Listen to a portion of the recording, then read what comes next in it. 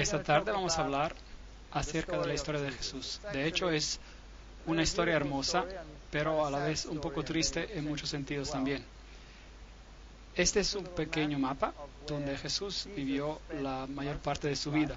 Él vivió por un tiempo en Egipto, cuando era un pequeño niño, cuando era un bebé, y la mayoría de las historias acerca de Jesús se desenvuelven alrededor de estas áreas aquí, de ciudades como Corazín, Capernaum, Canaán, Betesda, todas estas, Nazaret.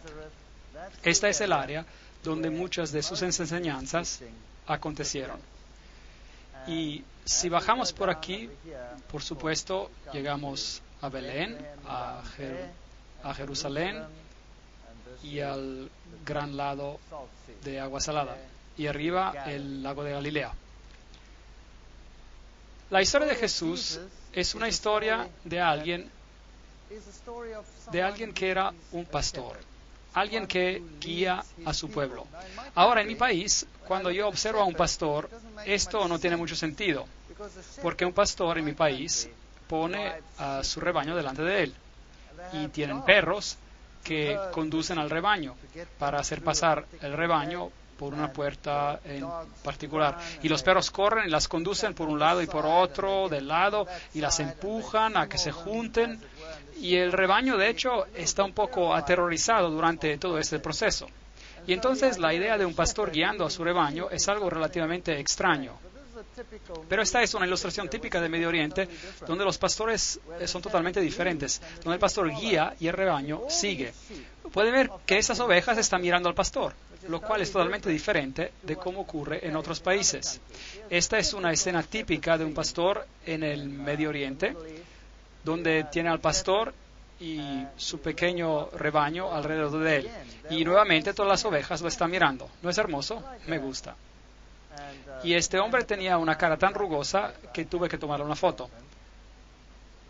Aquí tomamos un pequeño video de una escena típica de un pastor, y nuevamente el rebaño está atrás y el pastor está delante. Y ellos confían en su pastor, las ovejas. Veamos el video.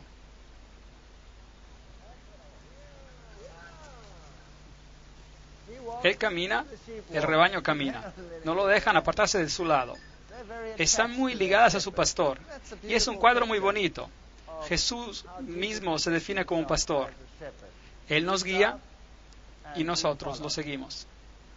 La historia de Jesús es la historia más maravillosa que ha ocurrido en el universo. Y en todo lugar, desafortunadamente, donde quiera que vaya, en el Medio Oriente, tienen hecho un lugar santo de todos estos lugares. Y las personas creen que hay algo de santidad en ir a estos lugares santos. Es bonito estar allí, es bonito verlos, pero no hay santidad en el lugar.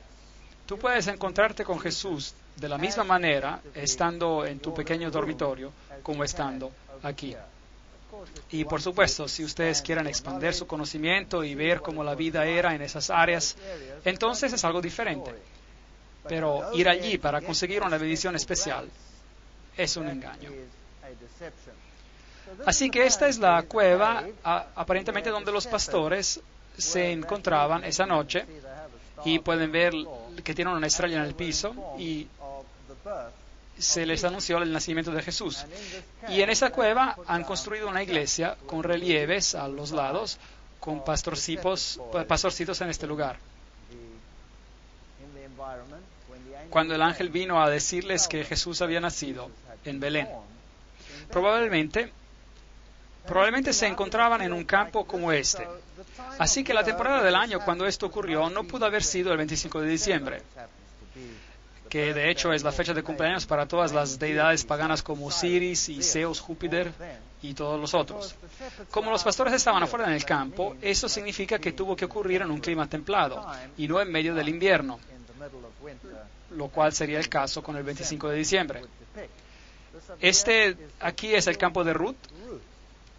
Es una historia bonita, la historia de Ruth, la moabita, la cual es otra historia en la Biblia que nos dice que Dios no rechaza a naciones, aunque Moab era una nación apóstata. Alguien de Moab aceptó a Jesús como su Salvador personal.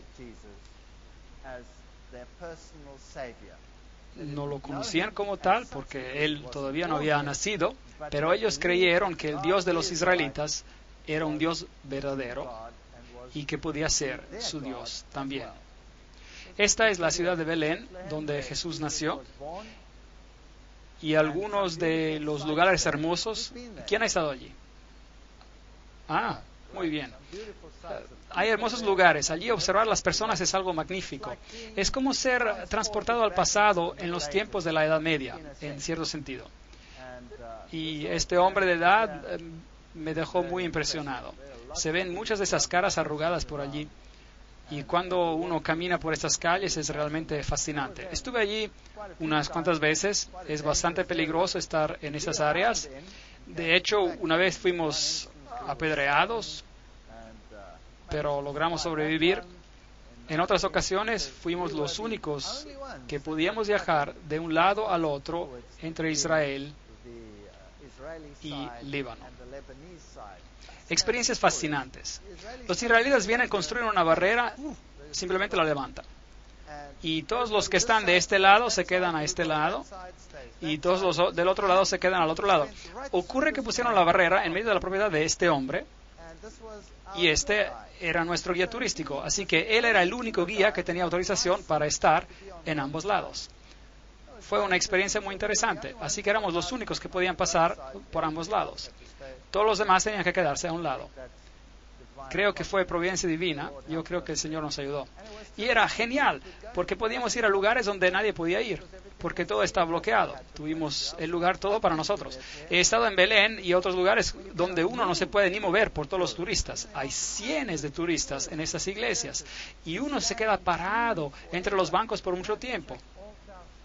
Nosotros tuvimos la iglesia sola para nosotros, completamente vacía, y pudimos ir a todos esos lugares. Fue maravilloso. Y los guías turísticos estaban desesperados por dinero. Así que nos escabullaban en lugares que normalmente no se iría. Eso fue genial.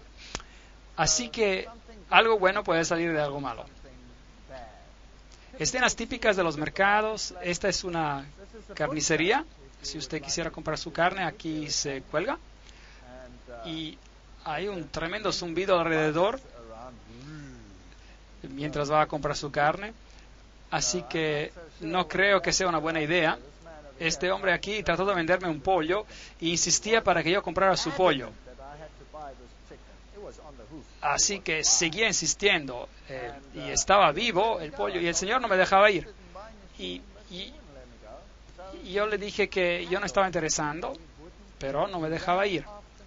Así que empezó a regatearme, y insistió y no me dejaba, corrió tras de mí, así que finalmente ya me volvía loco. Entonces le dije, bueno, voy a regatear con él por su pollo. Así que lo negocié menos y menos y menos y menos y menos por el pollo, hasta que él se enojó conmigo, y eso estaba muy bien. Y entonces ya negocié aún más y finalmente se enojó y me dijo, ya, tenga su pollo gratis. Y yo le dije después que era vegetariano. Se quedó mirándome, totalmente incrédulo. No podía creer que algo parecido fuera posible. Pero después se rió y nos hicimos buenos amigos. Esta es una típica panadería y debo decirles que no se ve muy caliente, ¿o sí? No. Bueno, de todas maneras, pan es pan. Se cuece en el horno, está probablemente bien. Y las mujeres no estaban permitidas aquí porque no es adecuado para una mujer estar en un lugar así donde se hornea pan. Traten de decirlo a una de nuestras huéspedes que cocinan pan acá. No creo que ella esté de acuerdo. Pero bueno, sin embargo, esta iglesia famosa de la Natividad, donde Jesús nació, así se supone. No sabemos nunca si esos lugares tanto son los lugares verdaderos. Algunos de ellos probablemente son correctos. Y este probablemente podría representar el lugar donde Jesús nació. Y estos, por supuesto, estos lugares fueron escogidos temprano en la historia. Y este en particular por la madre de Constantino. Y ella encontró que este era el lugar.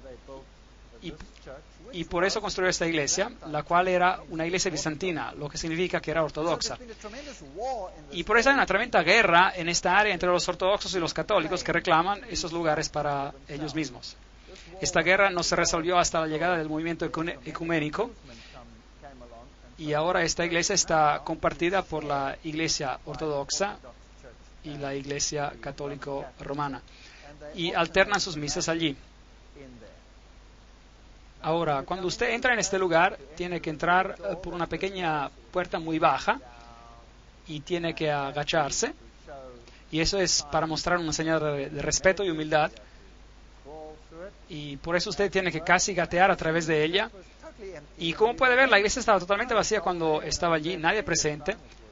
Cuando estuve allí anteriormente estaba llenísima. Y el piso no es el piso original. El piso original estaba por debajo y todavía tiene el mosaico original del tiempo de Constantino.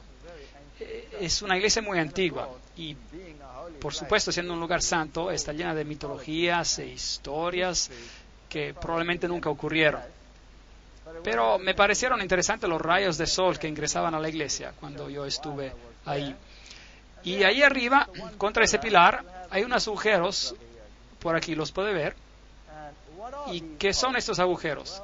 Bueno, la leyenda dice que María apareció en la iglesia un día y tomó sus dedos y los hizo en forma de una cruz como esta, y ella fue hacia ese pilar y lo marcó allí. Y allí estaban los agujeros. Allí están. Esos son los dedos de María que hicieron los agujeros. Y si usted pone sus dedos en estos agujeros, usted recibirá, dicen, una bendición especial. Observé estos agujeros y vi que los bordes estaban bastante ciselados, así que creo que el trabajo que hicieron no fue muy bueno. Si realmente fuera divino, entonces los agujeros estarían marcados nítidamente, quemados, me imagino. Entonces esta es la casa de historias que atrae a las personas, y se asombrará cómo en tiempos normales la gente se alinea en largas columnas para poner sus dedos allí, y realmente creen que recibirán una bendición especial de María si colocan sus dedos allí. Ahora, la iglesia, por supuesto, previamente era más baja. Le mostré el piso inferior, que estaba cubierto por tablas y que era considerablemente más bajo que el piso presente. Y así que si usted quiere bajar al lugar original donde alegan que el pesebre de Jesús estuvo, tiene que bajar estas gradas y entrar al sepulcro, y ahí está. Y este es donde el pesebre aparentemente estuvo, allí en ese mismo lugar. Así que si usted pone su mano allí, todavía hasta estos días, puede obtener una absolución de la Iglesia Católica Romana. Eso significa que todos sus pecados son perdonados si solo se toca esa parte. De hecho, en algunos de estos lugares usted puede conseguir perdón por sus pecados para 90 días de anticipación. Así que si usted está planeando una gran fiesta, es bueno ir y poner su mano allí y saber que por 3 meses puede usted hacer lo que quiere. Muy interesante. Y no va a haber preguntas ni castigo que baje del cielo. Ahora, nosotros estuvimos acá cuando nadie estaba allí, lo cual era sorprendente. Así que cuando finalmente llegamos, cuando realmente nadie debía estar ahí, esas personas estaban muy sorprendidas. Estaban ocupadas con sus rituales normales y parece que interrumpimos este ritual, lo cual no les gustó. Pero teníamos una cámara allí y tomé una foto con mi cámara y debieran haber visto sus miradas. Les mostraré una foto que tenemos ahora mismo. Y esta es ahora una misa ortodoxa en el sótano, el subterráneo de esta iglesia, donde normalmente uno no debería estar. Aquí están, y es así como estaban vestidos, en capuchas negras. Se parecen más como miembros del Ku Klux Klan que a monjes. Estos son monjes ortodoxos diciendo una misa en particular. Y aquí, algo de lo que resultó. ¿Tienen sonido?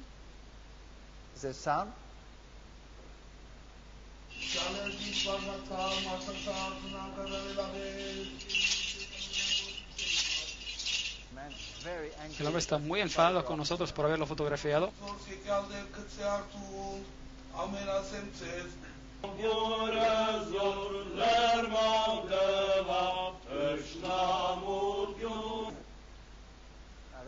Ahora ese hombre ahí, si las miradas pudieran matar, me hubiera arrasado. No parece muy amigable, ¿verdad? Entonces, esas son las clases de rituales que ocurren. No sé qué clase de misa será, pero de todas maneras, muy interesante. Entonces, cuando los ortodoxos se van, los católicos romanos entran y hacen su ceremonia. Hay un grupo de peregrinos acá en el escenario católico romano, hay una dama allí, tiene 3 cruces delante de ella y su cara está cubierta. Dicen que es un buen lugar para venir si quieres ser limpiado totalmente de cualquiera que sea tu problema. Afuera de esta iglesia tienen la estatua de Jerónimo, escribiendo las escrituras. Tienen el cráneo allá abajo. Esto es algo de ocultismo, por supuesto. La pregunta de la muerte y la vida, los ciclos de la muerte y la vida. Y bajando al sótano de la iglesia encontramos a esta cueva. Aparentemente esta es la cueva donde María realmente dio a la luz. Pero también notará los arcos triples, los cuales son típicos del paganismo. Y si esto fue el lugar, o si era un lugar pagano, no les puedo decir.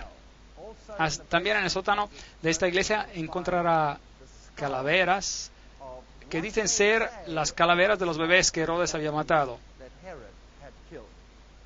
Tampoco creo en eso, pero eso es lo que ellos dicen.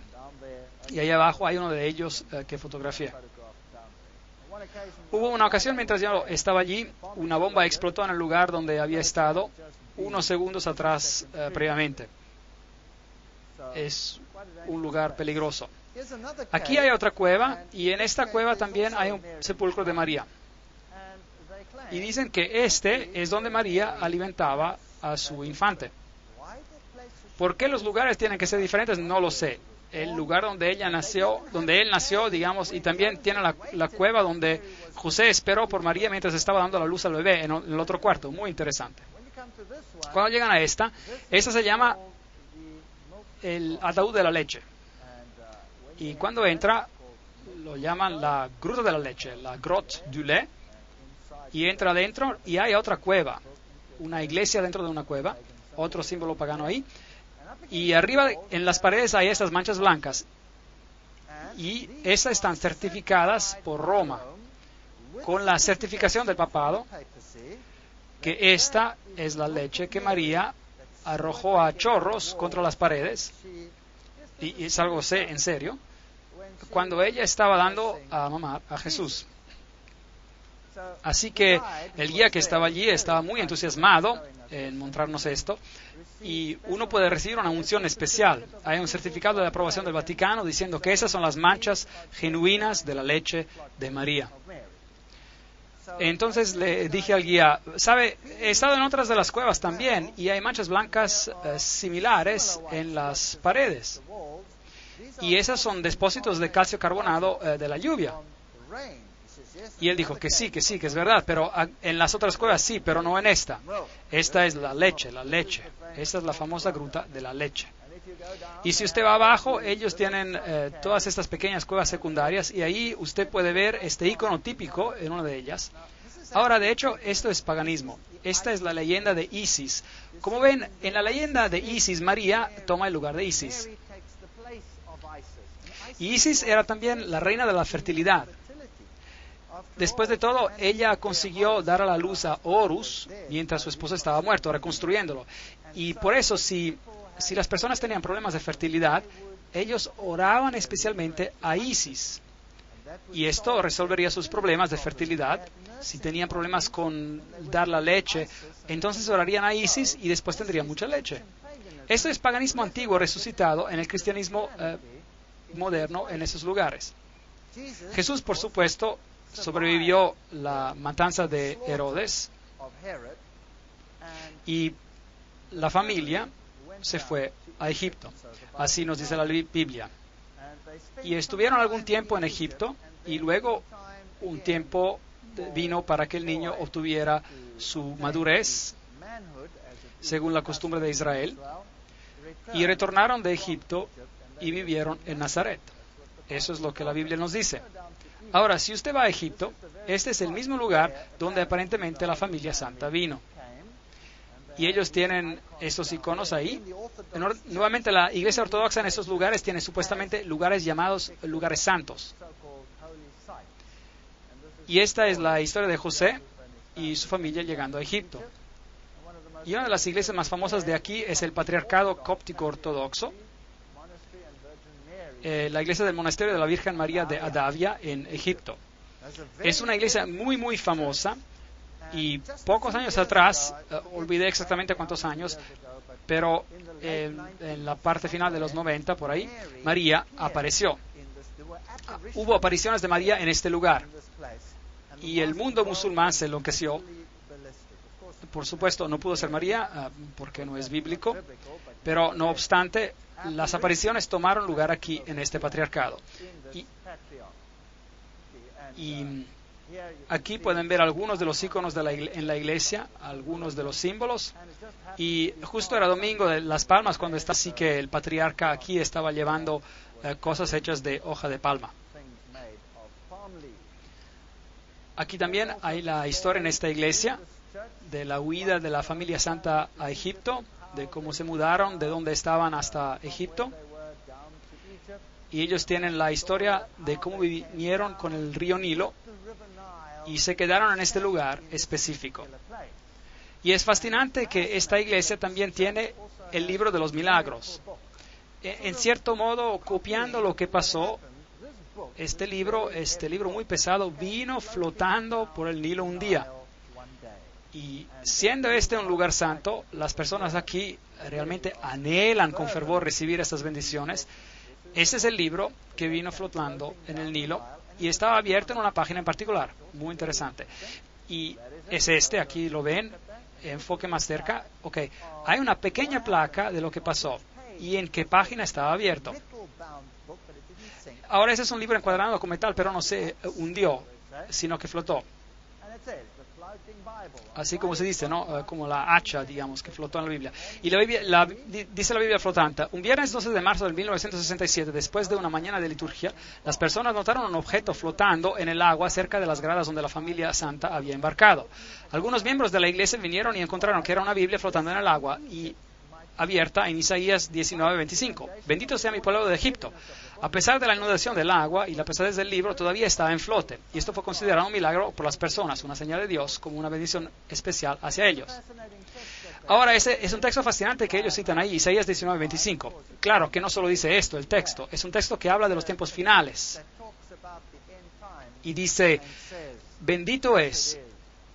Habrá una bendición en Egipto y en Asiria y en Jerusalén, significando que el mensaje de Dios para las personas alcanzará también a las naciones paganas y muchos aceptarán la justicia de Cristo. En cierto modo, una bonita profecía acerca del cumplimiento de los últimos tiempos. Pero ellos solo tomaron esta pequeña frase y la resaltaron, haciéndola ver como si ellos fueran el pueblo escogido. Lo cual también hace el Corán, diciendo que los ismaelitas son los herederos verdaderos y no Jacob. Este es el lugar donde la Biblia vino flotando por el río.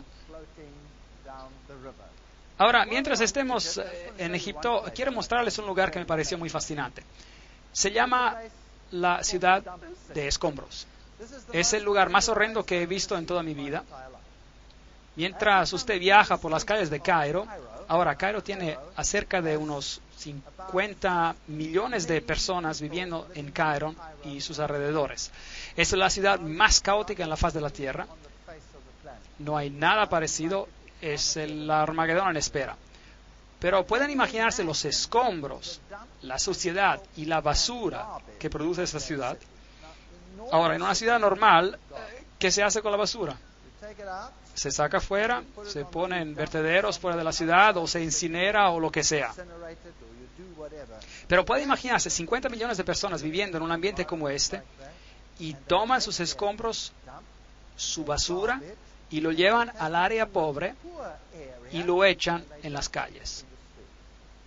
Y estas pobres personas buscan por la basura y viven en medio de la basura.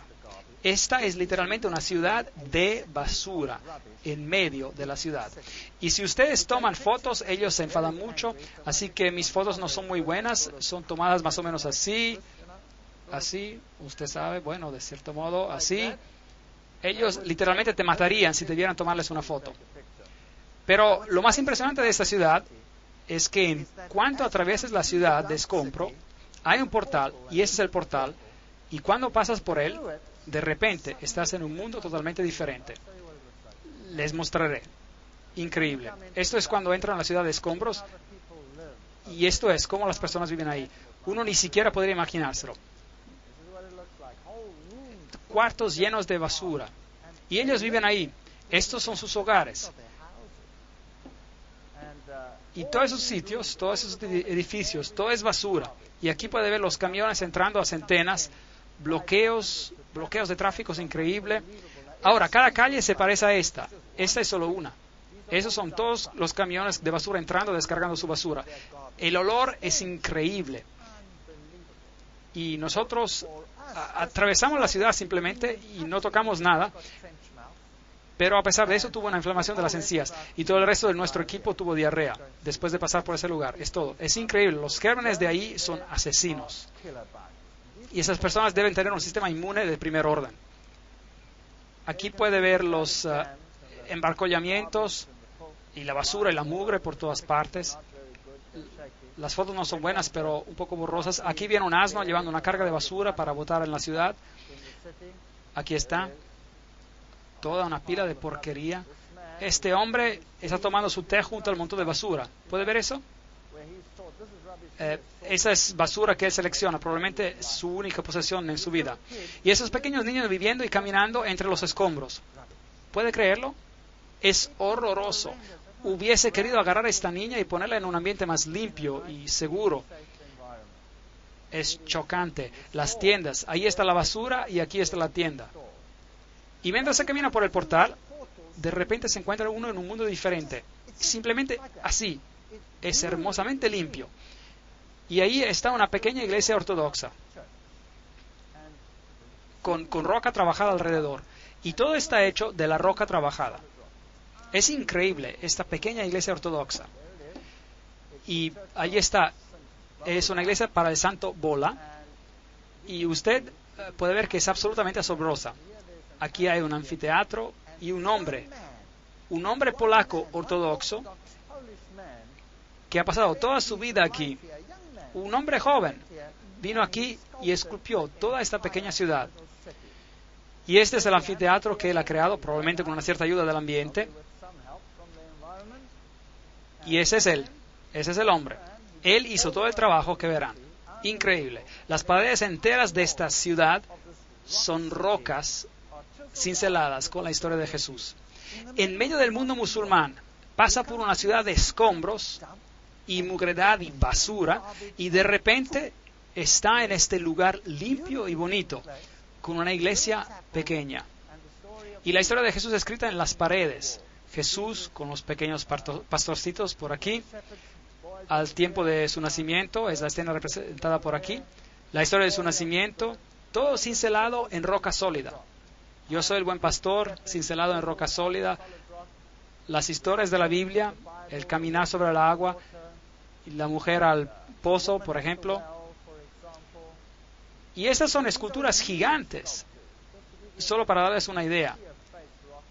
Esto es un escarpado de roca, una pared de roca con algunas esculturas en ella. Cada piedra gigante ha sido transformada en un trabajo de arte.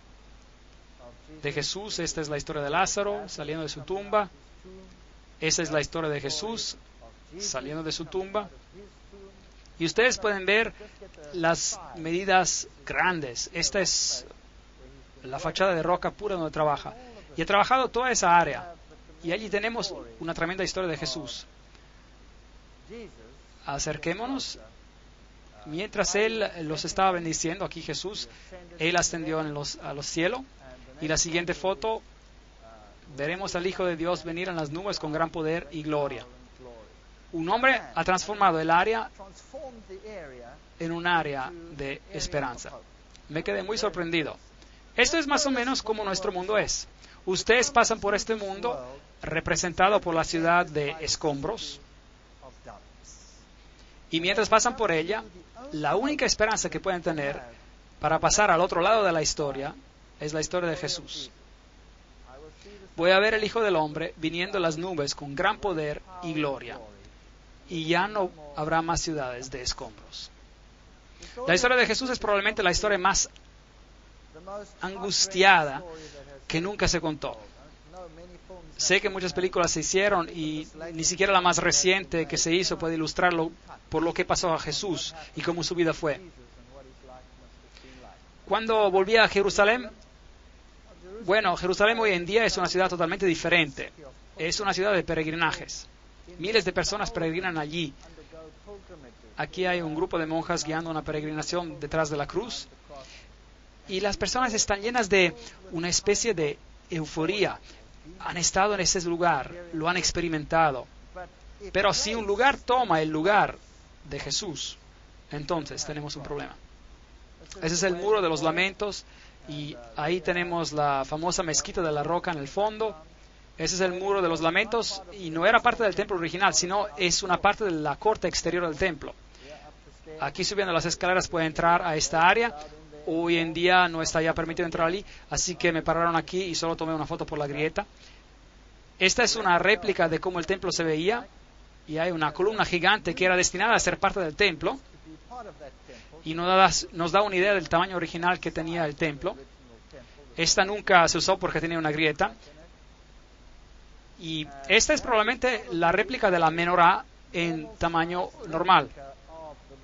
Y esta es la que hicieron en caso de que restauren el lugar del templo.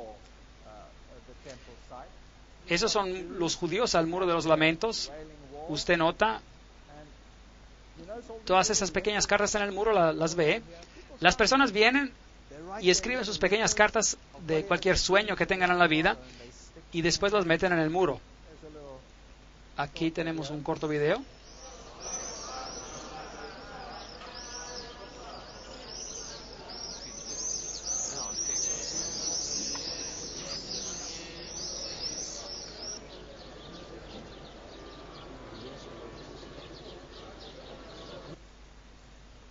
Saben, cuando vi a todos estos ortodoxos judíos muy sinceros frente al muro, mostrando reverencia al muro, me pregunté a mí mismo, si solo supieran de la roca de su salvación, si solo pudieran entender que no hay salvación en un muro de ladrillos, que la única salvación está en el que representa. Las personas hoy en día tienden a hacer de lugares sitios santos. Y no es triste. Y después pasan al lado de la persona que esos lugares representan. Debajo del muro hay un túnel. Y se llama el pasaje secreto. Y cuando pasa por llega a la parte de atrás de este lugar. Y se puede ver donde los judíos ortodoxos y rabinos de rango más elevado se reúnen. Ahora, normalmente esas personas los ignorarían, pero los tiempos han cambiado. Estuve sorprendido. Normalmente si usted viene con un pagano a este lugar, ellos lo detestarían, le darían una mirada fea. ¿Qué hace este hombre impuro en este lugar tan santo? Estaba sorprendido. Esta vez cuando estuve allí, entrando a este lugar, hace unos cuantos meses atrás, la mayoría de esos rabinos vinieron a rogar por dinero, algo que nunca hubieran hecho hace 2 o 3 años atrás. Las cosas deben ser muy duras en ese lugar para que ellos hagan una cosa así. Ese es el lugar más santo y donde tienen esos remanentes del antiguo muro, y justo arriba, al otro lado, se encuentra la mezquita de la Roca. Aquí está un rabino ortodoxo haciendo su ritual. Note que tiene los mandamientos en su frente, la ley, la Torá, y los tiene también en su mano, porque la Biblia dice que lo tienen que atar en su frente y atarlos a sus manos. ¿Usted cree que Dios tuvo eso en mente, que usted haga una réplica y luego las ponga ahí y ya se acabó? ¿O usted piensa que Dios tenía en mente que tú pienses y actúes según la ley? ¿No tiene eso más sentido? Yo creo que eso tiene más sentido. Aquí hay una piedra típica del lugar antiguo del templo. Esta es una piedra de Rhodes. Y si tiene esos huecos, y eso indica que era una piedra del templo original. Así que cuando volvieron a usar las piedras del templo, las construyeron en toda clase de estructuras y paredes. Y así que esas seguramente fueron piedras del templo original construidas hoy en otro muro. Este es el sepulcro de David. Y de la misma manera que en lugares para peregrinajes católicos, aquí son los judíos que visitan. Ese es el lugar donde Jesús se bautizó. Incluso este es el lugar donde la historia empieza. La historia nos dice que cuando Jesús fue bautizado, la voz de Dios se escuchó diciendo: este es mi amado Hijo, en quien tengo complacencia.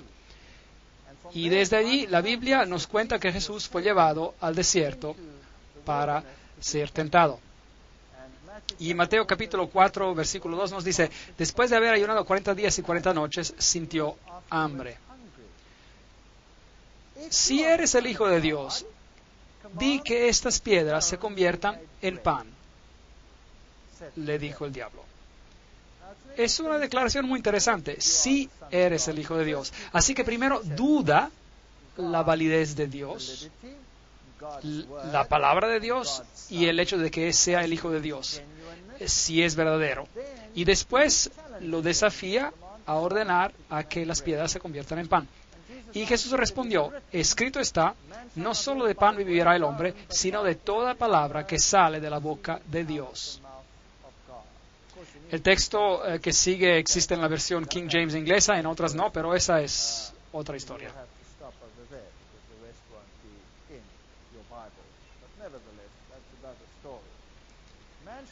No solo de pan vivirá el hombre, sino de toda palabra que sale de la boca de Dios.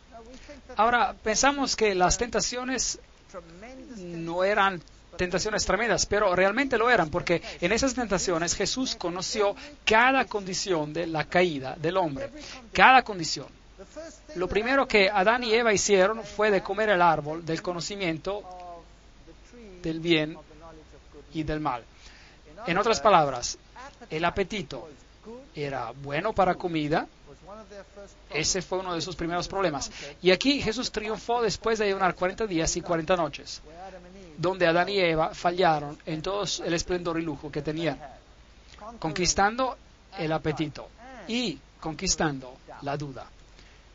Si eres el Hijo de Dios, ¿Dios realmente dijo eso? Por eso Jesús triunfó sobre el pecado de la duda y triunfa sobre el pecado del apetito humano y la pasión. Todo en uno. Y la tentación debió ser mucho peor que la tentación de Adán y Eva. Este es hoy en día el lugar más alto del muro antiguo, y no tenemos el templo, el cual debió haber estado en algún lugar aquí. Así que originalmente el diablo debió llevarlo a este muro, a algún lugar por aquí donde el templo estaba, y amenazó de arrojarlo abajo. Vayamos a este lugar aquí. Hay un punto que nos da una idea de la altura. Y la segunda tentación es: si eres el Hijo de Dios, nuevamente la misma pregunta, tírate abajo, pues escrito está: a sus ángeles mandará cerca de ti, en sus manos te sostendrán, para que no tropieces con tu pie en piedra. Y Jesús respondió de nuevo: escrito también está, no tentarás al Señor tu Dios. Esta es la segunda gran tentación de la humanidad. Y es un hecho triste. Si escuchamos la conferencia que dimos ayer, entonces ese es el pecado que la mayoría de la humanidad está haciendo. Es el pecado de presunción. El pecado de presunción. Imagínense a dos personas tratando de resolver una crisis al otro lado de la carretera, digamos.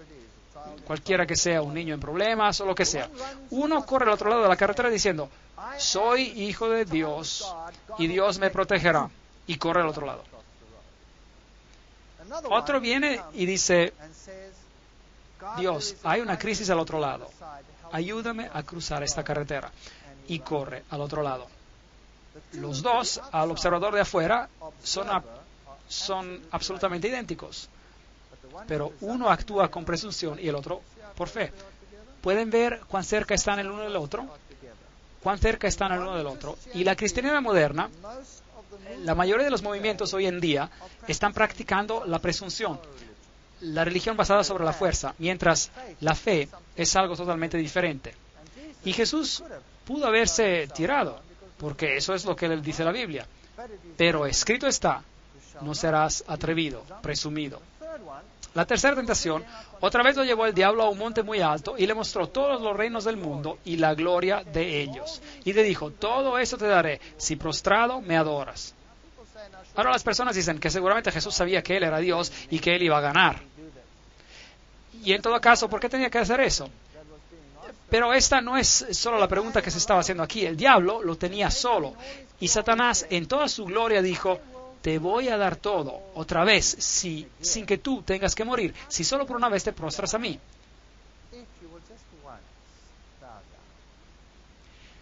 Y claro, el pecado que se tenía que vencer aquí es el pecado del amor al mundo. Y yo creo que muchas personas se perderán por esta misma tentación en particular. Vete, Satanás, porque escrito está, al Señor tu Dios adorarás y solo a Él servirás. El amor al mundo no nos llevará a ningún lugar. Así que esas tres tentaciones, Jesús básicamente triunfa por parte del hombre sobre las mayores tentaciones que tenemos que enfrentar de una forma u otra. Y por supuesto luego se fue al lago de Galilea. Y en el camino allí hay este pequeño pueblo pintoresco llamado Maalula. Y es el único pueblo pequeño que queda en el mundo entero donde el lenguaje que se habla es arameo. Ahora, ese es el lenguaje que Jesús hablaba. Y es muy bonito ir allí. Es un lugar limpio y placentero. Y es también un lugar ortodoxo, en gran parte ortodoxo y musulmán. Y ellos hablan arameo. Y los niños solo hablan arameo. Son muy estrictos con el idioma. Es agradable escuchar cómo suena. Aquí está uno de los sacerdotes ortodoxos dando un servicio en ese lugar en particular. Y fuimos a preguntarle si él oraría el Padre Nuestro para nosotros en arameo, para que podamos escuchar cómo era el lenguaje de Jesús. Y lo voy a compartir con ustedes. أبوناحتي بشمو يجكتاش شماخ يثالي والكاخ جثكن إيروتشاخ إخ بشمو تشيب على رعا أبيح لحماح أخو اليوماح وفرليحتي يوثاح إخ من غفر للتمخت عن ميناح ولو فاشتخل الناح بشاري بيوثا بيس حصل الناح مشيدا آمين. Así que este fue el Padre Nuestro en arameo. El lago de Galilea, un lugar maravilloso. Ese es supuestamente uno de los sitios, hay más de un sitio, pero ese es uno de los lugares donde la boda de Cana aparentemente aconteció. Y puede ver las tinajas ahí, es así como las tinajas originales se ven. Y como esas eran las tinajas de piedra áspera, donde primero vaciaron el líquido y luego lo guardaron en esas tinajas de barro. Y esa aquí es la ciudad de Jesús.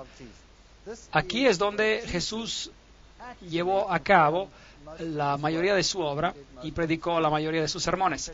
La ciudad de Capernaum, la cual es conocida como la ciudad de Jesús. Este aquí es un lugar muy famoso. Y si lo mira, no parece nada. Pero en realidad encima de esto hay un edificio gigante, justo encima. Allí puede ver algunos de los pilares de cemento y el piso de cemento. ¿Y qué es esto? Esta es la casa de Pedro. Esta era la casa de Pedro. Pedro vivió aquí. Y esa era su casa. Y Jesús debió haberse quedado allí muchas veces en esa casa. Si realmente es la casa de Pedro o no, nadie sabe. Pero la Iglesia Católica proclama que esta es la casa de Pedro. Y si quiero ver que está construido encima, ahí está. Una estructura gigante de cemento parado en los pilares encima de la casa de Pedro. Y dice ahí,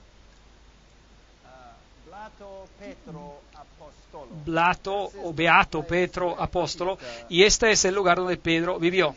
Y Pedro, por supuesto, significa pequeña roca, y Roma ha construido su iglesia en este Pedro. Y allí tienen una estatua de Pedro justo afuera con un pez al lado de él. Y esta es la estatua gigante de Pedro. es enorme. Esta es una historia fascinante, porque Simón era también el nombre de Simón Mago. Y Simón Mago, de acuerdo a Eliphas Levi, era el que se convirtió en Petra, el PTR, el Pedro, en el cual, por supuesto, hoy basaríamos todo este sistema. Porque este Simón Mago se convirtió en el hechicero de Nerón. Él era, en otras palabras, el sumo sacerdote, si lo era, de los emperadores romanos. Así que es realmente incierto si están hablando del Pedro, que el Pedro que están honrando acá sea el apóstol. Probablemente sea Simón Mago, el hechicero, el brujo, el ocultista que está siendo honrado. Pero la iglesia construyó este edificio gigante sobre la casa de Pedro. Y a los pies de esta estatua puede ver símbolos de pez y todo eso. Y nos dice que ese es Pedro el apóstol. Y un poquito más allá hay una sinagoga. Entonces aquí hay un edificio gigante hecho de cemento con una estatua gigante de Pedro, y justo cruzando el camino esta sinagoga remanente, probablemente la sinagoga donde Jesús más enseñó. Y hay una pequeña placa oxidada que dice: el primer siglo tardío, la sinagoga blanca, la sinagoga de Jesús. ¿Saben ustedes? Si yo construyera un gran edificio cristiano, no lo construiría donde Jesús pasaba la mayoría de su tiempo, porque construirlo sobre una pequeña casa que es posiblemente la casa de Pedro, si eso no es, no está seguro. Podría ser, porque la descripción de la Biblia dice: cuando salieron de la sinagoga cruzaron a la casa de Pedro. Y esa casa está justo al frente. Es posible. También podría ser la casa al lado, quién sabe. Pero es posible. Ahora, esta es la sinagoga donde Jesús en realidad enseñó. Así, aquí está otro pequeño pueblo, así que Capernaum era un pueblo y el otro era Corazín. Y esto es lo que queda de Corazín, no mucho. Algunas ruinas están aquí. Esas son las ciudades que Jesús maldijo. Y Jesús dijo que si los milagros que se hicieron en ti se hubieran hecho en Sidón, en Sodoma o Gomorra, ellas hubieran aceptado el mensaje. Pero ustedes han tenido amplia oportunidad, dijo Jesús. Jesús caminó por medio de esas ciudades y ni una persona permaneció enferma en esas ciudades, y a pesar no lo aceptaron. Aquí hay un famoso lugar santo, ese es el lugar de las bienaventuranzas. Y cuando entras ahí es mejor que estés apropiadamente vestido. Esta es la iglesia de las bienaventuranzas, un lugar muy famoso, y el Papa Juan Pablo II ha estado ahí, por supuesto, 2 veces, y ese es el conclave. Y ese es el campo. Ese es el campo donde probablemente Jesús predicó su primer sermón. Ese es un sermón muy impresionante.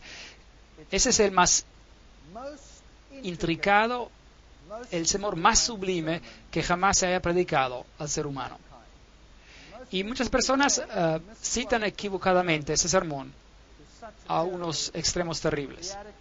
Las bienaventuranzas, Mateo 5, 3 a 10, Jesús empieza diciendo: bienaventurados los pobres. La palabra por bienaventurados es makarios, el cual significa una bendición celestial, una bendición que solo puede venir de una fuente divina, una bendición enorme.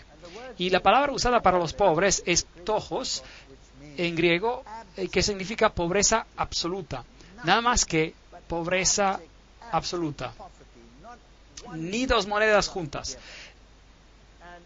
Y Jesús empieza su sermón, y los judíos sentados allí en millares, esperando que Él se anuncie ser el Mesías. Y decir: soy el Mesías, ustedes son el pueblo escogido de Dios. He venido a librarlos del yugo de Roma. Se levantarán y serán los más grandes en el cielo. Eso es lo que estaban esperando. Y aquí Él se levanta, y las primeras palabras como Mesías que habla son: bienaventurados los pobres. Y hay varias palabras para pobre en griego, y usa la que describe pobreza miserable, absoluta. En vez de grandeza y riquezas y maravillas y cualquier adjetivo que se les pueda dar, deben ser pobres en espíritu, porque de tales es el reino de los cielos. Y la segunda bienaventuranza era: bienaventurados los que lloran. querían regocijarse, no querían llorar. Y la palabra para llanto, hay diferentes niveles de llanto en griego, y la palabra en griego es penseo, lo cual significa dolor absoluto, el dolor que puedes tener por la pérdida de un hijo único, ese tipo de dolor. Bienaventurados los que lloran, porque recibirán consolación. Bienaventurados los mansos, porque recibirán la tierra por heredad. Esta es una mansedumbre, una humildad que prácticamente no se puede describir en palabras humanas. Y bienaventurados los que tienen hambre y sed de justicia, porque serán saciados. Y otra vez la palabra hambre aquí son retorcijones de hambre, que se sienten después de vaguear por días y días en un desierto sin comida o agua. Ese tipo de hambre y ese tipo de sed. ¿Qué está Jesús haciendo aquí? ¿Estaba tratando de chocarse con la actitud del público? ¿Estaba tratando de decir algo diferente de lo que ellos esperaban? Ciertamente lo estaba. De hecho, lo que Jesús estaba haciendo aquí es mostrar el camino cristiano. Esto es lo que está explicando. Y está diciendo, bendecidos los pobres en espíritu, porque de ellos es el reino de los cielos. En otras palabras, aquellos que se dan cuenta de su bancarrota, aquellos que se dan cuenta de que no tienen nada que ofrecer. Vengo a Jesús sin nada que ofrecer. No puedo decirle a Él, Señor, tengo una moneda aquí, ¿puedo comprar mi camino al cielo? No tengo nada. Estoy en pobreza absoluta. No tengo nada que ofrecer más que una vida manchada de pecado. Eso es todo. Así que debo llegar al punto donde me doy cuenta de que soy pobre, que no tengo nada que ofrecer. Y entonces el siguiente paso es bendecir a los que lloran porque serán consolados. No solamente me debo dar cuenta de que no tengo nada que ofrecer como individuo manchado de pecado, debo experimentar dolor. ¿Por qué? Por el pecado. Debo experimentar mi dolor por pecar y debo mirar al Hijo de Dios y debo sentir dolor y debo tener arrepentimiento. Y debo decir, Señor, perdóname por lo que hice. El arrepentimiento genuino es el siguiente paso en el camino cristiano. Bienaventurados son los mansos. Una vez que te des cuenta de que estás en bancarrota, una vez que te des cuenta de que eres responsable por la muerte del Hijo de Dios, una vez de que hayas experimentado un dolor real, no hay más tiempo para quedarte en tu pedestal pensando que eres mejor que los demás. Es hora de bajar y experimentar humildad y saber de que otros y Dios son más grandes que tú.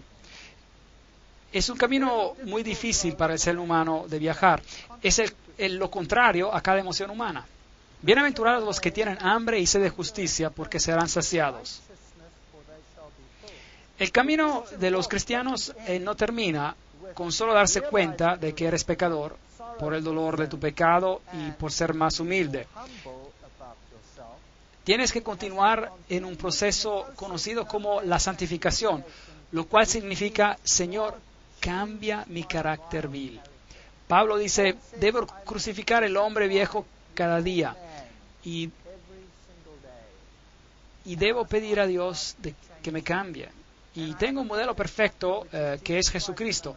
Y debo decirle al Señor que me cambie a esa imagen, que verdaderamente pueda reflejarlo a Él. Deseo ser más como tú y menos como yo, porque realmente me encuentro en una condición lamentable. Ese es el camino cristiano. ¿Cuál es el siguiente paso? Una vez de que hayas hecho eso, entonces podrás ser misericordioso, porque ellos obtendrán misericordia. Nosotros tendemos a creer que somos mejores que otros y luego nos convertimos en críticos. Uno de los problemas más grandes en la iglesia es el ser crítico, ¿no es cierto? Ahora sabías de que esa persona todavía hace esto y el otro, y sabías de que ese joven está metido en drogas. Quiero decir, ¿qué te esperas? Mira, los padres son así, esa. En vez de alimentar el hambre y mirarte a ti mismo y decir, ahora mírate a ti mismo, qué miserable eres. ¿Piensas que ellos son peor que tú? ¿Por qué no puedes tener misericordia y simpatía de ellos porque Dios tuvo simpatía y misericordia hacia ti? ¿Acaso no se trata de esto? Así que Jesús dice, una vez de que llegues a este camino, una vez de que hayas experimentado el arrepentimiento, y una vez de que hayas sentido el dolor por tus pecados, y una vez de que hayas bajado de tu pedestal, y una vez de que hayas pedido al Señor de cambiarte y hacerte misericordioso, y tendrás compasión con aquellos que no tuvieron la ventaja de comprender lo que tú has comprendido. Bienaventurados los misericordiosos. Y luego, bienaventurados los limpios de corazón, porque verán a Dios. Me acuerdo cuando vine a esta iglesia vine del mundo, era muy mundano y en un duro negocio. La vida en la universidad es muy dura y tienes que luchar para llegar a la cumbre profesional. Y mi mente era un basurero. Y le dije a Dios, tú sabes, yo no quiero tener una mente así. Y Dios ayuda a uno a limpiar su vida y a desarrollar buenos pensamientos donde moran los malos pensamientos. Ese es el proceso de la santificación. La cristianidad no para solo cuando conoces a Jesús. No es bueno solo conocer a Jesús. No te vas a salvar solo conociendo a Jesús. ¿Acaso el diablo no conoce a Jesús? ¿Es salvo porque conoce a Jesús? No. Debemos dejarle que Dios nos cambie, nos limpie nuestras acciones. Bienaventurados los pacificadores, porque serán llamados hijos de Dios. Ven, una vez de que hayan pasado por toda esta serie de crecimiento, devienen pacificadores. Ahora, ¿quién es un pacificador? Un pacificador es alguien que tiene la paz de Dios en su corazón. Mucha paz tienen los que aman tu ley, dice en Salmos 119, 165. Ese es un pedazo, que es un pedazo del cielo. Y siempre me maravilla cuando los políticos toman esta bienaventuranza en particular y la aplican a ellos mismos y se dan grandes recompensas sin haber pasado por los pasos previos en la experiencia cristiana. Esa persona no es un pacificador. Un pacificador es alguien que ha hecho las paces con Dios. Ese es un pacificador. Y bienaventurados los que padecen persecución. ¿No es increíble? Por causa de la justicia, porque de ellos es el reino de Dios. ¿Cuál es la última cosa que el Señor menciona aquí? ¿Cuál es la última bienaventuranza? Benditos los que padecen persecución. En otras palabras, si pasas por este proceso, si sientes dolor por el pecado, si pides perdón y si dejas que el Señor cambie tu corazón y si estás dispuesto a bajar de tu pedestal y si quieres la paz de Dios en tu corazón, serás una irritación para el mundo y ellos te perseguirán. Es una garantía. Y ese es el proceso del camino cristiano, totalmente opuesto a lo que es el ser humano, a lo que el ser humano quiere en este mundo hoy en día. Las lecciones que Jesús enseñó en el lago de Galilea son absolutamente las más fundamentales que el ser humano necesita. Necesitamos tomar nuestra Biblia y necesitamos estar alertos. Si tiene una Biblia que está marcada en rojo donde Jesús habla, necesita estar alerto. Debe leer esto cuidadosamente. Lo leemos como historias, pero debemos leerlo con cuidado porque es Dios quien está hablando directamente a nosotros. Cada palabra es un talento de Dios. Cada palabra, hasta los pero y los más, estarán en un lugar correcto por razones particulares. Así que necesitamos tomar atención a lo que Jesús enseñó. Aquí un típico barco en el lago de Galilea, pequeños pueblos alrededor, no ha cambiado mucho. Ese es un barco que encontraron después de una tremenda sequía. Aparentemente es un barco exactamente como en los tiempos de Jesús. Así que ese tipo de barco era en el que Jesús hubiera estado con Pedro y sus discípulos cuando les enseñó la gran lección. Tomen sus Biblias otra vez y lean las palabras de Jesús diciéndose a sí mismos, este es Dios que me está hablando. Hay poder en esa palabra. Aquí está la tumba de Lázaro. Aquí es donde Lázaro se echó. Es una tumba muy oscura, por supuesto. Hoy en día es un lugar santo. Pero imagínense que aquí Jesús llamó a un hombre todavía en paños fuera de la tumba, probando que Él es la resurrección y la vida. Y Él hizo esto justo antes de ir a Jerusalén, en el acto final de la obra de su vida. Y mientras se acercaba a Jerusalén, puede imaginarse lo que pasaba por su mente. Esta es la ciudad de Jerusalén y las varias puertas de la ciudad antigua todavía están ahí. Y mientras baja esta colina, construyeron aquí una pequeña iglesia de las lágrimas, se llama. Está construida como una gota de lágrimas. Y si entra en la iglesia de las lágrimas, tiene esta pequeña luz encima. Y hay una ilustración de la gallina con la representación de la madre juntando a sus polluelos. Porque Jesús dijo, Jerusalén, Jerusalén, ¿cuántas veces he querido juntarte como una madre gallina junta a sus polluelos, pero no quisiste? Las palabras famosas de Jesús, Jerusalén, Jerusalén, que matas a tus profetas y los apedreas a los que te mando. ¿Cuántas veces he juntado a tus hijos como la gallina junta a sus polluelos bajo sus alas y no quisiste? Nada ha cambiado, el mundo es exactamente lo mismo. Y en el sitio donde estaba el templo, hoy está la mezquita de la roca. Es interesante aquí algo de la arquitectura. Esta aquí es la puerta hacia Damasco. Ahora, los arqueólogos nos harían creer que el muro no es hoy en día donde estaba en los tiempos antiguos. Esto es muy importante, porque los católicos tienen el Gólgota dentro de los muros. Y la Biblia dice que Jesús fue crucificado ¿dónde? Afuera de los muros. Ahora, eso es muy importante. ¿Dónde fue Jesús crucificado? ¿En el Gólgota católico o en el otro Gólgota fuera de la ciudad? Ahora, aquí hay una nueva puerta encima y lo que pasó fue que aquí una tubería se reventó y los judíos tuvieron que cavar para bloquear la salida del líquido, y a medida de que cavaban descubrieron esta puerta, la puerta de Damasco. Y lo puede ver, está justo abajo y al frente de la nueva puerta. Así que obviamente el muro debe haber estado en el mismo lugar, ¿verdad? Así que esto es muy interesante. El muro estaba en el mismo lugar. Mientras entra a este lugar, esta es la puerta de Damasco y estas deben ser las piedras donde Jesús incluso caminó y donde Pablo caminó. Así que si usted camina ahí, está de hecho caminando en el mismo lugar donde Jesús caminó. Aquí están las puertas de Hulda. Son puertas fascinantes, las dos puertas del sur, conocidas como las puertas de Hulda, y ya no existían básicamente hasta recientemente, fueron construidas en el periodo del segundo templo, eso es decir, el primer siglo. No me gusta ese BCE, antes de la era común, hasta el primer siglo, es decir, CE ponen ahí, era común. Bueno, nosotros vamos a hablar el primer siglo antes de Cristo y el primer siglo después de Cristo. Las puertas proveían acceso a los túneles que conducían al cercado del templo, y las puertas de Hulda eran usadas a menudo por Jesús.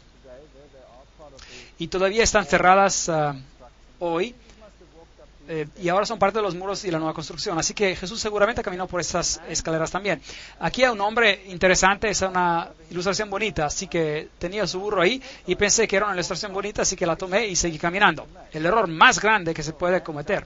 Este pequeño hombre saltó a mis espadas, me sacudió como un trapo para ver si algo caía de mis bolsillos, así que finalmente lo recompensé por su esfuerzo. Y luego mi amigo vino corriendo y lo vio y pensó que sería una fotografía grandiosa. Y me paré ahí y sonreí. Y mientras tomó la fotografía, hizo lo mismo que yo. Y la siguiente cosa que ocurrió, este hombre estaba golpeándolo en la espalda y sacudiéndolo como un trapo. Y me preguntó después, oye, ¿por qué no me dijiste? Y le dije, bueno, quería ver el espectáculo y no tenía por qué decirte. Eso es lo que venden allí en las calles de Jerusalén. Ese es un vendedor de algarrobo. Tiene una jarra grande en la espalda con un jugo de algarrobo y cuando se agacha puedes tomar uno de esos vasos y tomar de ellos. Y ese es el sector judío, muy diferente. Y un moledor viejo ahí, tiendas, pequeños niños judíos, muchas contiendas en este país. Esta es la vieja ciudad de David. Aquí es donde cortaron a Isaías, el profeta, en dos. ¿Puede imaginar cerrando a alguien vivo en dos? ¡Qué gente más cruel! Esta es la iglesia o la construcción que fue construida sobre lo que es el gran cenáculo de la última cena, como ellos dicen. Y este aquí es el Getsemaní. Y si va a Getsemaní, tiene que escoger cuál, porque hay dos. Este de aquí es el Getsemaní ortodoxo, construyeron esta iglesia ortodoxa gigante encima de él, y justo al lado, un poquito más alejado, está el Getsemaní católico, afuera donde hay árboles gigantes de olivo, en el Monte de los Olivos, donde Jesús fue a orar. Y ellos dicen que estos árboles son los descendientes de los olivos que Jesús vio cuando él fue a orar. Y se acuerda de que Jesús ahí dijo: mi alma está triste hasta la muerte. Quedaos aquí y velad conmigo. Mateos 26:38. Padre mío, si no puede pasar de mí esta copa sin que yo la beba, hágase su voluntad. Entonces se le apareció un ángel del cielo para fortalecerlo, y lleno de angustia oraba más intensamente, y era en su sudor como grandes gotas de sangre que caían hasta la tierra. Lucas 22:43. Hay muchas críticas hoy en día acerca de la película, por ejemplo, la película llamada La Pasión de Cristo.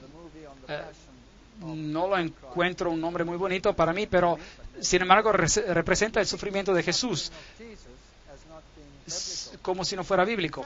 De hecho, probablemente lo que hicieron ver no fue suficiente. El sufrimiento que representaron fue en realidad mucho más.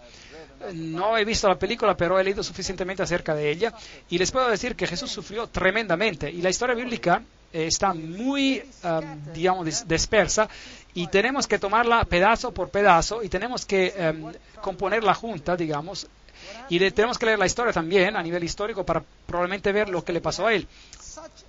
¿Qué le pasó a Jesús en el jardín? Fue que él tenía tanta ansiedad que sus vasos capilares de su piel reventaron. Ahora, esto es una condición médica que ocurre algunas veces hoy en día, y es muy, muy rara vez que alguien sobreviva a esa condición. El estrés y el trauma son tan grandes cuando los vasos capilares revientan por ansiedad que esas personas mueren.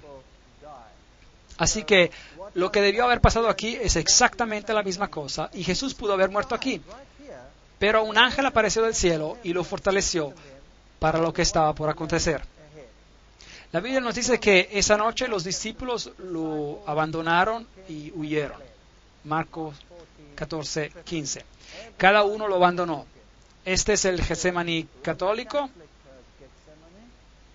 Y aquí hay nuevamente la roca famosa donde dicen que él oró y donde las gotas de sangre se derramaron. Ahora, debe recordar que el paganismo está loco por las rocas. Tienen lugares famosos, cuevas famosas, rocas famosas. Las rocas formaban una parte muy importante en el paganismo. Pero otra vez, en las historias de la Biblia, los patriarcas también hicieron altares de rocas, pero no adoraban a las rocas, ellos adoraban a Dios. Y usaban las rocas como altares para sacrificios a Dios, el cual era un tipo de sacrificio de Jesús. Es una historia totalmente diferente. Así que aquí está una roca santa, aparentemente donde tomaron a Jesús cautivo. Y esas deben ser las gradas por donde lo llevaron, porque esas suben al templo de Caifás. Bueno, si así les gusta llamarlo, pero no es su templo, es un palacio. Y aquí hay una representación a su lado, como Jesús fue llevado por estas gradas. Si fue llevado con cuerdas, la Biblia no lo menciona.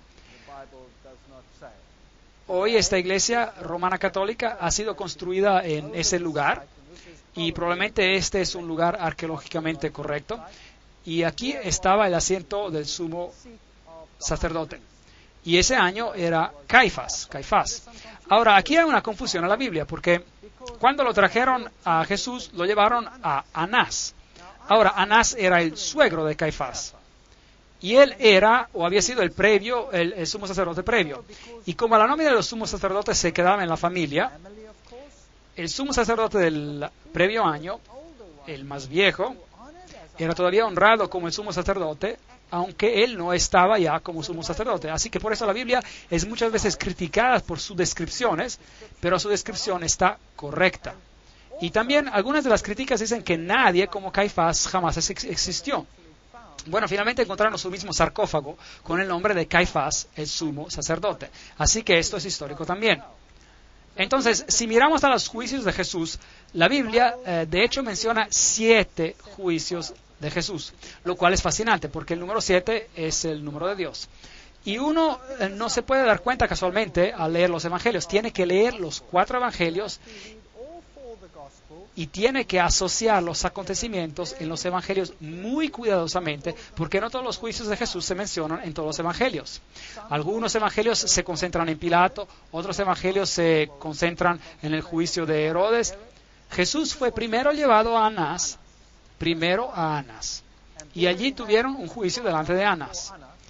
Y fue allí donde el siervo de Anás golpeó a Jesús en el rostro, porque Caifás le preguntó acerca de lo que estaba haciendo, o lo interrogó, digamos, acerca de lo que estaba haciendo. Y Jesús dijo, no hice nada en secreto. Pregunta a estos lo que yo dije, porque yo siempre he predicado en las sinagogas. Y el siervo de Anás lo golpeó en la cara, y entonces ese fue el primer juicio de Jesús. Luego lo llevaron con Anás al sumo sacerdote de ese año, el cual era Caifás. Así que Anás y Caifás debieron haber tenido otro juicio con Jesús. De allí fueron al juicio de la noche. Así que tuvieron un juicio de noche. Y la Biblia nos dice que Jesús fue bajado a un hoyo. Proféticamente en el libro de Salmos se menciona. Y luego tuvieron un juicio en la mañana, porque de acuerdo con su ley era ilegal tener un juicio de noche y tenían que tenerlo cuando el sol levantaba. Así que hubo un juicio con Anás, un juicio con Caifás y Anás, y hubo un juicio de noche con parte del Sanedrín, y juntaron después todo el Sanedrín y tuvieron un juicio en la mañana, y encontraron a Jesús culpable, y luego lo llevaron a Pilato. Y Pilato lo examinó, pero Pilato no quiso decidir por él mismo. Así que lo mandó a Herodes. Y Herodes tuvo un juicio y tampoco quiso hacerlo él solo. Así que lo mandaron de vuelta a Pilato. Y hubo un juicio final cuando Jesús fue puesto en las manos de los judíos para crucificarlo. 7 juicios en total. Así que ese es el primer lugar donde Jesús estuvo. Hoy, por supuesto, es un lugar famoso donde Pedro nuevamente se honra. Y María, la ilustración de una diosa, de hecho, un camino a la capilla del pesebre, la capilla del bendito sacramento, el patio, las santas gradas, el hoyo sagrado. Allá abajo era donde los prisioneros se encarcelaban cuando había un juicio de noche. Y aquí están los huecos de las rocas. Entonces normalmente lo que pasaba es que sus brazos estaban puestos aquí y las manos pasaban por aquí encima y la otra por aquí y luego lo ataban por aquí. Y allí colgaba con su frente mirando al frente. Así, ahora, si los judíos encontraban a alguien culpable, tenían el derecho de poner un castigo. Pero el castigo capital, digamos, la pena capital, estaba bajo la ley romana y no se les permitía condenar a alguien a muerte. Tenían que conseguir permiso de los romanos y entonces había una ley romana, pero sí se les permitía dar castigos. Si encontraban a alguien culpable, podían darle 13 latigazos a un lado y 13 latigados al frente. Entonces encontraron a Jesús culpable y la Biblia no lo reporta, pero es posible que le hayan dado 26 latigazos de frente. Es posible, aunque la Biblia no lo mencione. Y aquí hay un hoyo donde bajarían a una persona y los bajaban desnudos. Y aquí están unas cruces bizantinas que en las paredes de aquí, mostrando que los primeros cristianos reconocieron a esto como un lugar. Y se bajaría la persona en este hoyo y, en otras palabras, te bajarían y luego estarías en este calabozo en la oscuridad total. Y Salmos nos dice que me bajaron en el hoyo y así que esto debió ser lo que pasó a Jesús mientras esperaba ahí a través de la noche por el juicio de la mañana para ser convocado. Hoy puede entrar al hoyo por aquí y puede observarlo. Entonces de ahí después hubo el juicio de la mañana y después él fue llevado a Pilato, donde fue puesto en esta prisión mientras esperaba por el juicio. Y así es como se ve aquí abajo. Y luego fue encontrado inocente por Pilato. Pilato no quiso sentenciarlo a muerte. Así que lo envió a Herodes, se burlaron de él, le dieron su capa. La Biblia dice que le rasgaron su barba, lo golpearon en la cara, le decían que profetizara a quienes los estaban golpeando, y él fue muy maltratado en esa ocasión. Ese es el piso donde Pilato finalmente lo sentenció. Aquí se pueden ver los juegos romanos en el suelo, y aquí es donde Pilato dijo las famosas palabras, ecce homo, miren al hombre. Y él estaba allí con una corona de espinas en su cabeza y había sido golpeado. De hecho, Pilato, la Biblia dice en su primer juicio que con Pilato lo habían golpeado para ganar la simpatía de los judíos. Esa es una cosa muy cobarde de hacer. Ahora, los látigos romanos consistían en 40 látigos menos uno. Entonces lo ataron a un pilar y luego lo golpearon con 40 látigos menos uno. Y el látigo que usaron tenía un número de cuerdas y tenía pedazos de piedra o de metal al cabo de ellas. Y de hecho, muchas de las personas quienes eran sentenciadas a esos latigazos morían de los latigazos, solo a causa de los látigos, porque los látigos penetraban y abrían la piel, rasgaban la carne abierta, y la historia nos dice que las personas que fueron golpeadas con esos látigos, a veces sus entrañas les colgaban, solo a causa de los latigazos. Así que ese era un tremendo castigo. Y luego, por supuesto, otra posibilidad es que lo latigaron 2 veces. Porque cuando fue sentenciado culpable al final y sentenciado a ser crucificado, entonces se te latigaba otra vez antes de ser crucificado. La Biblia no nos dice si fue latigado en 2 ocasiones, pero es posible de que haya pasado. Ahora, ellos también reclaman de que Pilatos no existió. Bueno, aquí hay una inscripción actual que fue encontrada, la inscripción de Pontius Pilatus, la cual categóricamente indica que él era el procurador en los tiempos de Tiberio. Así que bíblicamente y arqueológicamente no hay manera de que la historia bíblica sea negada. Así que algunos representan que el latigazo ocurrió de esta manera. Otros lo representan como siendo agachado sobre un pilar horizontal y lo latigaron de esa manera. La Biblia también dice que cuando le pusieron la corona de espinas y cuando pusieron una vara en su mano, que tomaron la vara y lo golpearon sobre la cabeza con ella. Pero el verbo griego usado nos dice que lo golpearon una y otra vez y otra vez. Así que el sufrimiento de Jesús fue enorme. La Biblia incluso representa que lo hirieron y que la herida era una gran herida. Una grande herida de arriba a abajo. Así que Jesús sufrió como ningún otro hombre ha sufrido por alguien o por ningún acto o por cualquier acto criminal en la historia de la humanidad.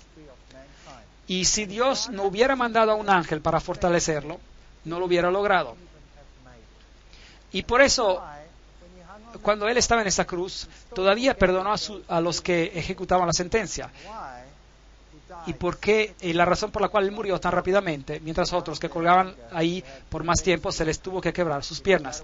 Porque esa era la manera que ellos tenían de asegurarse de que se quedaran esas personas en la cruz y no se bajaran.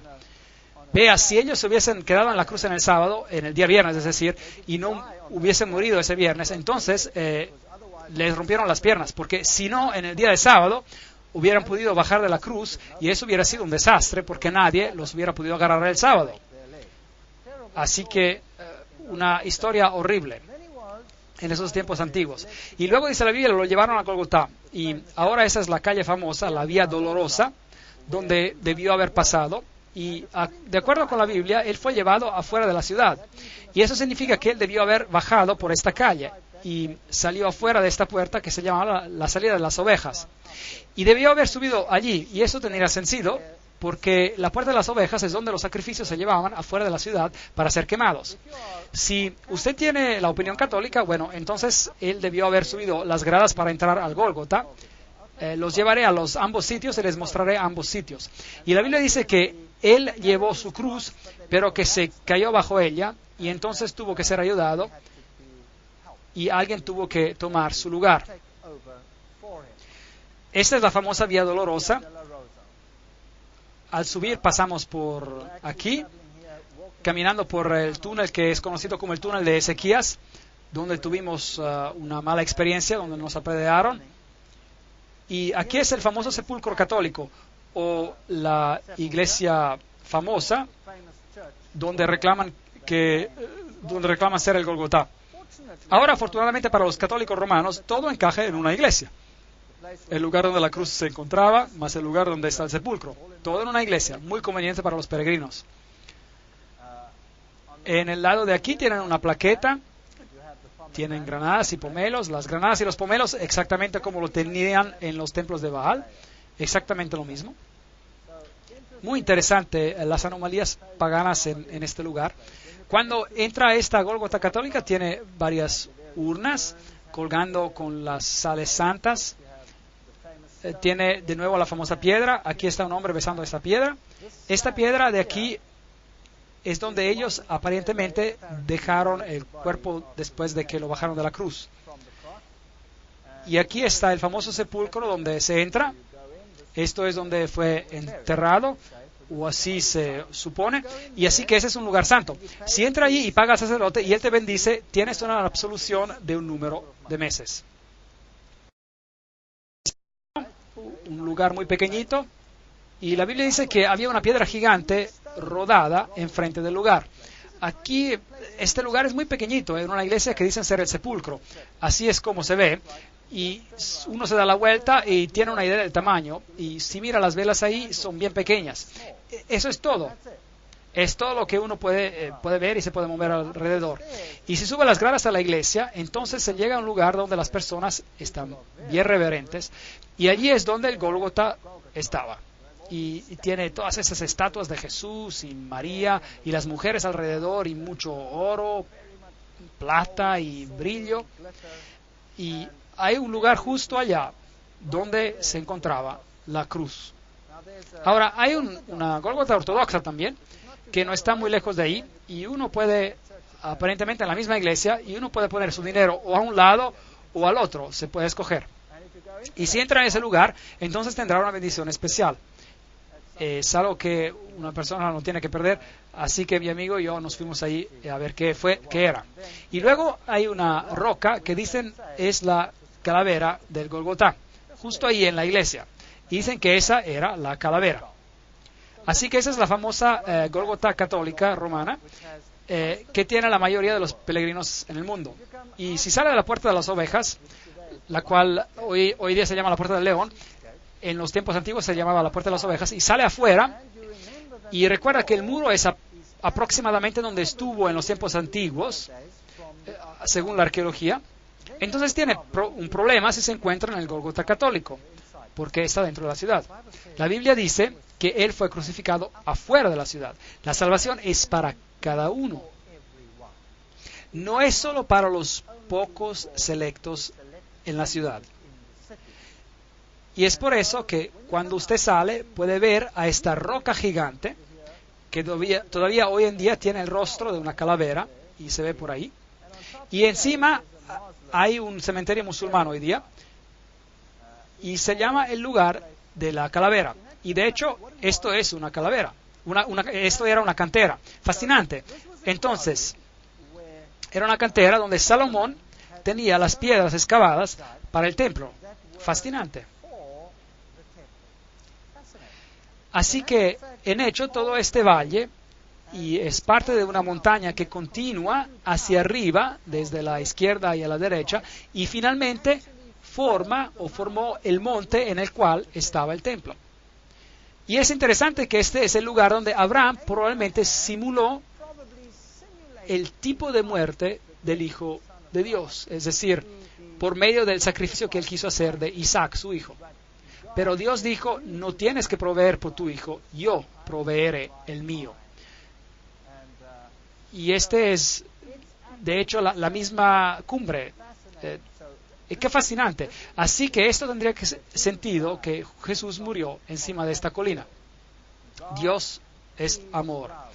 Porque de tal manera Dios amó al mundo que dio su Hijo unigénito para que todos los que crean no se pierdan, mas tengan vida eterna.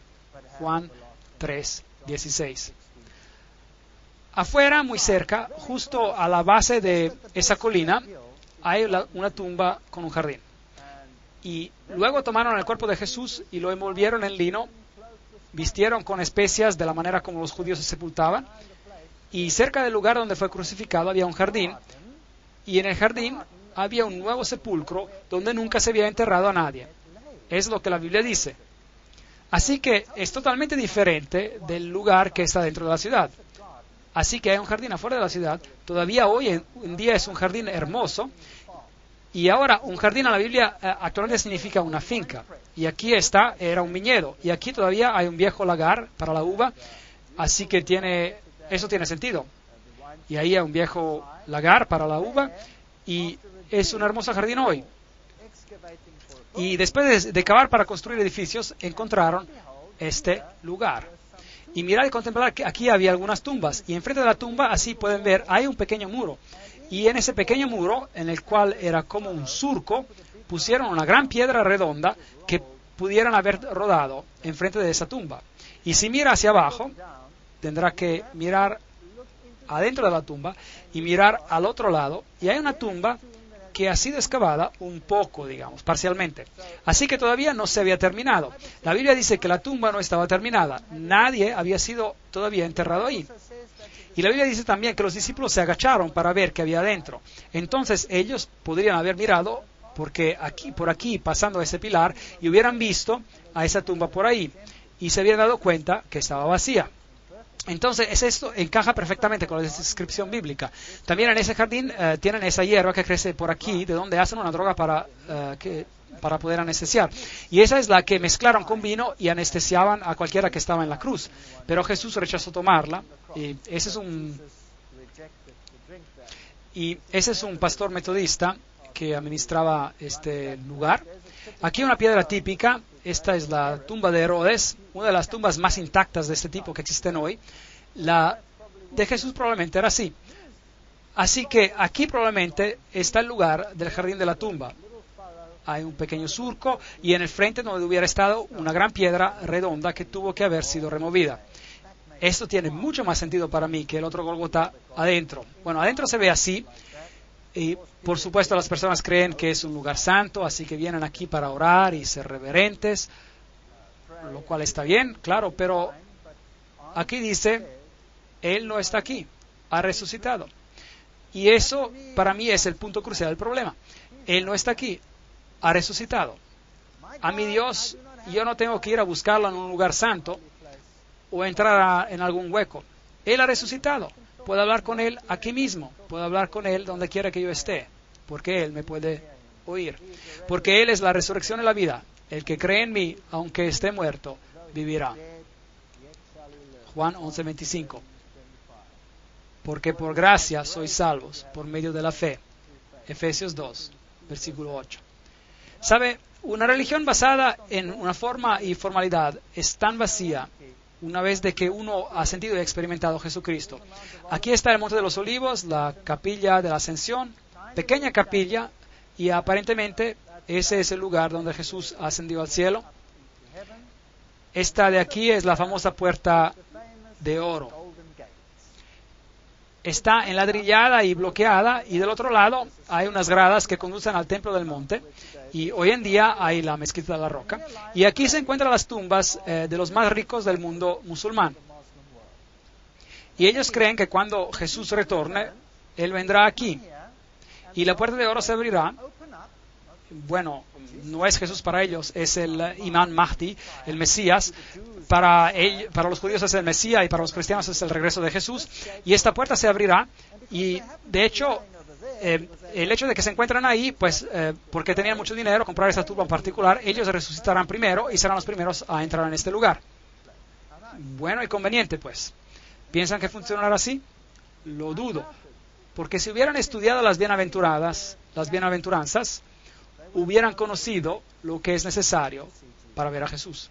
Necesitamos sentir pena por nuestros pecados, tenemos que arrepentirnos, tenemos que lamentar y tenemos que pedir a Jesús que nos cambie, tenemos que volver en armonía con Él y a sus principios, y luego no necesitamos esa puerta, tenemos otra puerta.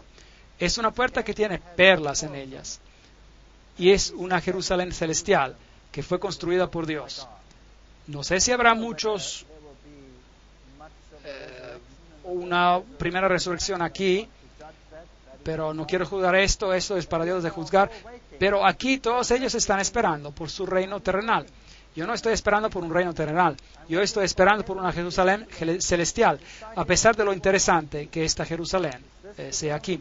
Esta es la mezquita de la roca, este es el lugar donde un templo se construirá. Si estás adentro, nuevamente hay una piedra, es donde Mohammed subió. Pero el paganismo y la verdad están muy lejos el uno del otro. Esa es de Jerusalén de noche, y esta es la famosa casa quemada. Esto es lo que queda de ella. En los años 70 después de Cristo, los romanos vinieron y destruyeron a Jerusalén y la quemaron.